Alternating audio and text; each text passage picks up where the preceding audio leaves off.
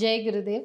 ஓம் ஸ்ரீ தாரா நேயர்களுக்கு வணக்கம். ஒரு கமெண்ட்ல ஒரு இம்பார்ட்டண்ட்டான ரொம்ப முக்கியமான கேள்வி கேட்டிருந்தாங்க. லலிதா சஹஸ்ரநாமத்தை ஆண்கள் படிக்கலாமா? அது ஒன்றும் தப்பு கிடையாதா? சக்தி தத்துவமா இருக்கே. நிறைய இடத்துல பெண்கள் வாசிச்சு தான் கேட்டிருக்கேன். பெண்களுக்கு தான் அங்கீகாரம் கொடுக்குறாங்க லலிதா சஹஸ்ரநாமம் படிக்கிறதுக்கு அப்படின்னுலாம் ஒரு கேள்வி வந்திருந்தது. அதற்கான பதில் தான் இந்த பதிவு. இப்போ லலிதா சஹஸ்ரநாமம்ங்கிறது சக்தியின் தத்துவத்தை உணர்ப்பது.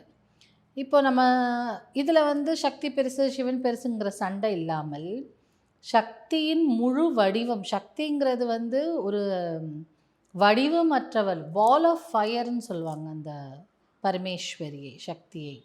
அப்போ அந்த பால் ஆஃப் ஃபயருக்கு வடிவம் கிடையாது. எப்படி காற்றுக்கோ நீருக்கோ வடிவம் இல்லையோ அந்த மாதிரி இவங்களுக்கு வடிவம் கிடையாது. அதனால தானே நிரூபா, ஃபார்ம்லெஸ் அப்படின்னு சொல்கிறோம்.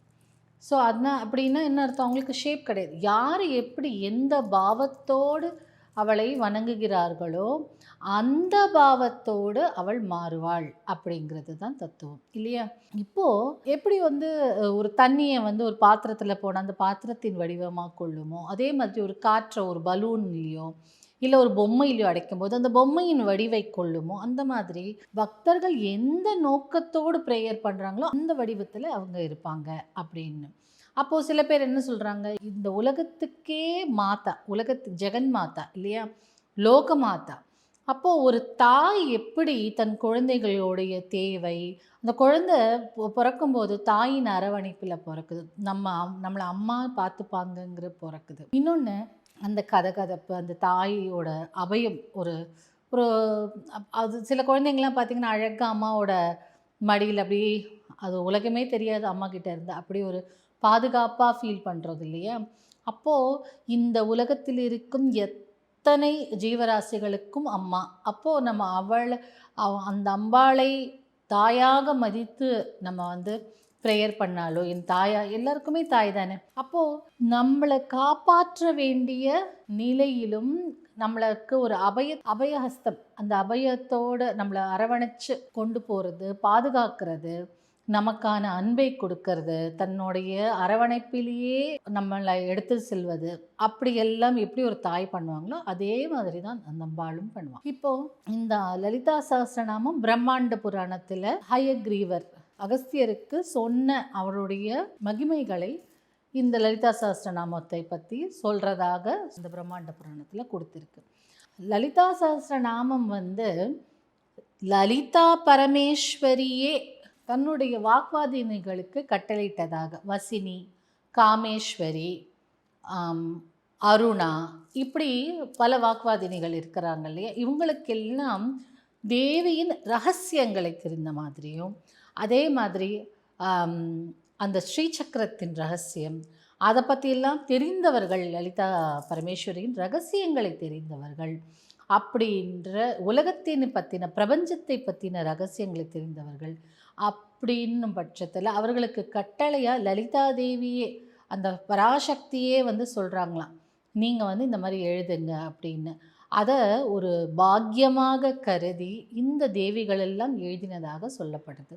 இதை ஒரு பெரிய சபையிலும் அரங்கேற்ற செய்ததாகவும், அங்கே இதை கேட்ட தேவி ரொம்ப பிரசன்னம் அடைந்ததாகவும் அப்படின்னு அந்த இதில் கொடுத்துட்டே வராங்க. அப்போது சொல்கிறாங்களாம் அம்பாள், இதை யாரெல்லாம் படிக்கிறாங்களோ, ஆணோ பெண்ணோ, எங்கெல்லாம் ஒலிக்குதோ அவங்களுக்கெல்லாம் நன்மை பயக்கும் விதமாக இருக்கும் அப்படின்னு. அப்போ இதில் எங்கே ஆண் பெண், அவளுடைய குழந்தையாக யார் இது படித்தாலும் அவங்க அருள் புரிவாங்க அப்படின்னு தான். ஸோ அதனால் ஆண்கள் கண்டிப்பாக படிக்கலாம், அதில் எந்த வித தப்பும் கிடையாது. ஒரு தாயை வர்ணிப்பதில் தப்பு கிடையாது, அவளுடைய மேன்மையை பேசுவதில் தப்பும் கிடையாது. ஸோ இந்த லலிதா தேவி லலிதா சஹஸ்ரநாமம் எங்கெல்லாம் உங்களுக்கு படிக்கணும்னு தோணுச்சுன்னா கண்டிப்பாக படிக்கலாம்.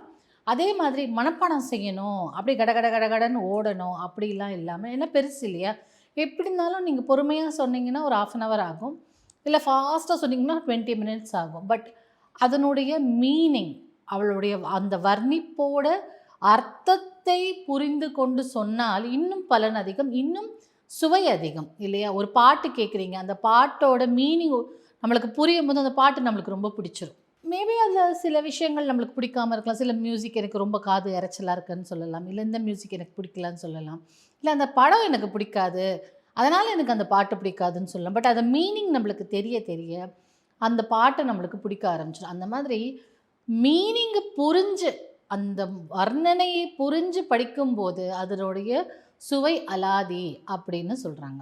இந்த சக்தி வந்து காத்தல், படைத்தல், காத்தல், அழித்தல், இப்படி 3 விஷயங்கள் இருக்குதுன்னு நம்ம சொல்கிறோம். அப்போது படைத்தலின் தொழிலை பிரம்மா செய்கிறாரு, காத்தல் தொழில் விஷ்ணு செய்கிறாங்க, அழித்தல் தொழில் சிவன் புரிகிறாரு அப்படின்னு 3ஆக பிரித்து சொல்கிறோம். ஆனால் இது எல்லாமுமே சக்தியின் கட்டளைப்படி ஆணைப்படி தானே. அப்போது அந்த 3 மட்டுமல்லாது எக்ஸ்ட்ராவாக இன்னும் 2 சொல்கிறாங்க அந்த லலிதா சஹஸ்ரநாமம். ஒன்று வந்து திரோதானம், அப்புறம் அருளுதல். அப்படின்னா திரோதானம்னா மறைந்திருந்து அருளுதல். அதாவது இதுக்கு தான் இந்த விஷயம் செய்கிறா. சில விஷயங்கள் நம்மளுக்கு வாழ்க்கையில் நடக்கும், ஏண்டா இது நடக்குதுன்னு இருக்கும், ஆனால் அது பிளெஸ்ஸிங் இன் டிஸ்கைஸுங்கிற மாதிரி அந்த விஷயம் நல்லதாக நம்மளுக்கு ஒரு நல்லதை கொடுக்கக்கூடிய ஒரு விஷயமாக இருக்கும். அந்த மாதிரி மறைந்திருந்து அருளுதல். இப்போ யாராவது தெய்வத்தை பார்க்கணுன்னா கண்டிப்பாக முடியாது இப்போதைக்கு. ஸோ அதுக்கான நம்ம தபஸ் இருக்கணும், அதுக்கான வலிமை இருக்கணும், நம்ம அதுக்கான சத்பாத்திரம் இருக்கணும் இல்லையா? அப்போது நம்ம வந்து என்ன இருக்கும், நம்ம இப்போ பெருசாக வந்து எல்லோரும் எனக்கு கடவுள் தெரிஞ்சுட்டாங்க அப்படின்னு நம்ம சத்பாத்திரமாக இருந்தால் தானே கடவுள் நம்மளுக்கு அருள் புரிவார், கிட்ட வந்து பார்க்க முடியும். ஸோ இப்போ நம்ம அதுக்கு நம்மளை தயார்படுத்திக்கணும், குவாலிஃபை ஆகணும். ஸோ இப்போது அவள் வந்து அருளும் புரிவாள், மறைந்திருந்தும் அருள்வாள். ஸோ திரோதானம், அதே மாதிரி காத்தல், படைத்தல், அழித்தல்ங்கிறதும் அருளுதலுங்கிறதும் அவளுடைய தொழிலாக இருக்குது. அதனாலேயே இதை சில பேர் வந்து சத் சொல்கிறாங்க, சில பேர் இது வந்து சித் அப்படின்னு சொல்கிறாங்க, ஆனந்தம்னு சொல்கிறாங்க. ஸோ சச்சிதானந்தம் அப்படின்னு நம்ம சிவனை சொல்கிறோம் இல்லை? ஸோ இப்போ இதுக்கெல்லாம் தலைவி சக்தியாக வருதில்ல. ஸோ அப்படி இந்த தேவி வந்து அத்தனை பவர்ஃபுல்லான, அதாவது பவர்ஃபுல்லுன்னு சொல்கிறதுக்கு கூட நம்மளுக்கு அருகதை இருக்கான்னு தெரியல, அத்தனை சக்தி. ஏன்னா பிரபஞ்சத்தை படைத்தவள், பிரபஞ்சத்தில் இருக்கும் ஒவ்வொரு உயிரினத்தை படைத்தவள், பிரபஞ்சத்தில் இருக்கும் கல், மண், மரம், செடி, கொடி, மக்கள், விலங்கு, பூச்சி, தாவரம் எல்லாத்தையும் படைத்தவள் அவள். அப்போ லோகத்துக்கே மாதா. இப்போது சிருஷ்டி செய்கிறாங்க இல்லை, சிருஷ்டி ஸ்ருதி அப்படின்னு அப்போது சிருஷ்டி செய்யக்கூடிய கிரியேஷன் அவளாக தானே இருக்கா. அப்போது ஒரு பெண் எப்படி அவருடைய கர்ப்பத்தில் ஒரு குழந்தை சிருஷ்டி ஆகுதோ அந்த மாதிரி நாம் எல்லாரும் அவகிட்டேருந்து சிருஷ்டியாகி வரும், கிரியேட் ஆகி வரும். அப்போது ஒரு குழந்தை ஈன்ற நமக்கு அந்த குழந்தை மேலே எவ்வளோ பாசம் இருக்குமோ, 2 குழந்தை பாசம் எவ்வளோ இருக்குமோ, அவள் இத்தனை பிரம்மாண்டத்தை இயக்கியிருக்கா, கிரியேட் பண்ணியிருக்கா. அப்போது அந்த தெய்வத்துக்கு எல்லாத்து மேலேயும் அன்பு இருக்கும் தானே, தாய்மை இருக்கும் தானே. அதனால தான் லலிதா சஹஸ்ரநாமம் தொடக்கமே ஸ்ரீ அப்படின்னு ஸ்டார்ட் பண்ணி ஸ்ரீமாதா அப்படின்னு தொடங்குது. அப்போது ஒரு தாயை போற்றும் விதமாக அவளை தாயின்னு சொல்லி நம்ம இதை ஸ்டார்ட் பண்ணுறோம் இல்லையா? அப்போ குழந்தை முதல்ல சொல்லக்கூடிய வார்த்தை அம்மா தானே. ஸோ அம்மாவுக்கு அந்த அந்த குழந்தைக்கு தெரிஞ்சதே அம்மா தானே. அப்போது அவளை அம்மானு கூப்பிட்டு தான் நம்ம அவளை வர்ணிக்கவே ஆரம்பிக்கிறோம். ஸோ ஸ்ரீமாதா மகாராஜ்னி அப்படின்னா என்ன அர்த்தம்? ஆளுமை திறம் கொண்ட ராணி. இத்தனை பல கோடி கல்பகாலம் வந்து பல யுகங்களை இந்த பிரபஞ்சத்தை, இந்த பிரம்மாண்டத்தை ஆளும் தன்மை கொண்ட, சிருஷ்டி செய்கிறது மட்டுமில்லை, இதை இயக்கும் தன்மை கொண்ட மகாராணி மகாராஜ்னி. அப்படி அவளை வர்ணிக்கும் போதே அப்படியே தலைமையில் ஒரு பெரிய ஐசத்துக்கு ஏற்ற மாதிரி அம்மா நீ வந்து மகாராஜ்னி அப்படின்னு ஆரம்பிக்கிறாங்க. ஸோ அந்த ஒரு சொல்லுக்கு, ஒரு வார்த்தைக்கு அத்தனை ருசி கொண்ட மீனிங் இருக்குது இல்லையா? ஸோ லலிதா சஹஸ்ரநாமம் படிக்கிறதுங்கிறது பெருசு இல்லை, கண்டிப்பாக படிக்கலாம். மனம் வந்து அம்பாளை பார்த்து மனசை அப்படி லயிச்சு பாடலாம்.